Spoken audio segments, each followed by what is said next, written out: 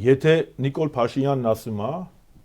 որ Հայաստանի ու Ադրբեջանի կռվախնձորն Արցախն է, իր կարծիքով, եթե ինքը արդեն Արցախը հանձնել է Ադրբեջանին, էլ կռվախնձոր չկա։ Այդ ի՞նչ է խոստացել Ալիևին,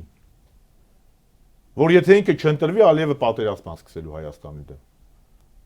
Մենք միշտ ասել ենք, որ Նիկոլ Փաշինյանի բանավոր խոստումները գրավոր փաստաթղթերից ավելի վտանգավոր են։ Մենք չգիտենք նա բանավոր ինչ է Ադրբեջանի խոստացել։ Բայց կոնկրետ հարց եմ տալի, այդ ինչ է Նիկոլը խոստացել Իլհամ Ալիևին, որ իր չընտրվելու դեպքում Ալիևը ստիպված պատերազմ սկսելու, կամ Նիկոլ Փաշինյանը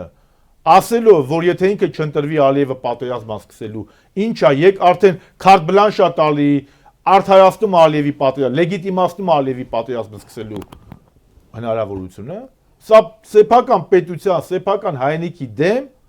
հանցագործություն է, ոնց կարելի է մարդ 10, եթե ես չընտրվեմ, Ալիևը պետք է պատերազմ սկսի։ Այսինքն, հա ժողովրդի կամքը, եթե հա ժողովուրդը ընտրում է ոչ թե Նիկոլին, այլ կսենք մեկ ուրիշին, Նիկոլ Փաշինյանը արդարացնում է, լեգիտիմացնում է հնարավոր պատերազմը հա ժողովրդի դեմ։ Դուք դες բան լսել եք։ Ինքը փաստացի, ասում է, որ Ալիևը իրավունք ունի պատերազմ սկսելու, եթե ես չընտրվեմ։ Դա ի՞նչ է։ Դա ուղիղ 5-րդ Շարասյան գործողություն է։